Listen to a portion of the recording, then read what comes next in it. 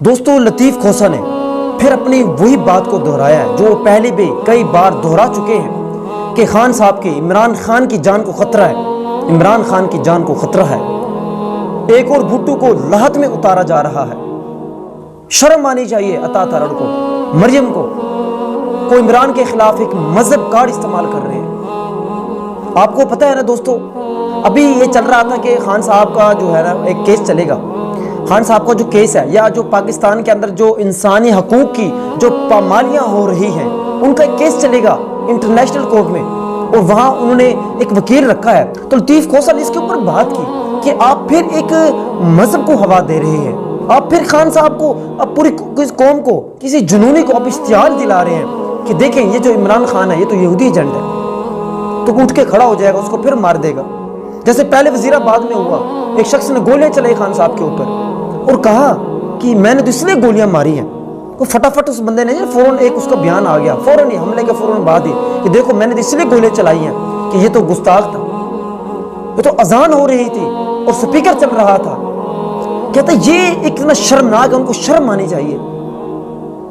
जानबूझ के खान साहब को मारने की कोशिश की जा रही है।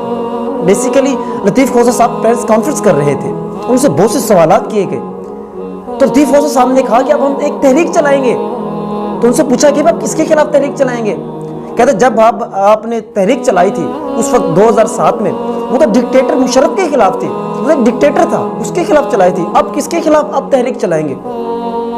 लतीफ़ खोसा साहब ने कहा तो अब क्या है, अब भी वही मार्शल लॉ लगा हुआ है, किसी को भी उठा के ले जाते हैं, कोई पता नहीं है।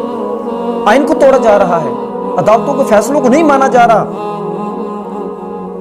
तो आज भी वही लोग हैं, तो उनके खिलाफ हम तहरीक चलाएंगे। कहता खुदारा ये मुल्क डूब रहा है, ये मुल्क डूब रहा है, खुदारा इस मुल्क को डूबने मत दें। इस मुल्क में इलेक्शन होने दें, आप इलेक्शन कराने सारे मसले हल हो जाएंगे। ओवरसीज पाकिस्तानियों को वोट का हक दे दें, ओवरसीज पाकिस्तानियों को वोट का हक दे दें, वो पाकिस्तान के सारे कर्जे माफ करवा देंगे, वो पाकिस्तान के सारे कर्जे उतार देंगे। दोस्तों, बड़ी जबरदस्त किस्म की उन्होंने बातें की लतीफ़ खोसा साहब ने, लेकिन कौन सुनता है, कौन सुनता है भाई। अल्लाह हिफाजत फरमाए खान साहब की, अल्लाह हिफाजत फरमाए लतीफ़ खोसा की।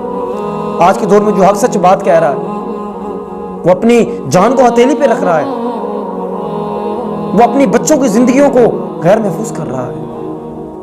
दोस्तों, वक्त की जरूरत है कि इलेक्शन कराया जाए, यकीन करें वक्त की जरूरत है, और कोई हल नहीं है, कोई हल नहीं है। हम पाकिस्तानी, एक गरीब कितना डूब रहा है, उसके लिए खाने की 2 रोटी नहीं है घर पे, उसके बच्चे भूख से बिलबिला रहे हैं, माएँ अपने बच्चों को बेचने पे मजबूर हो चुकी है।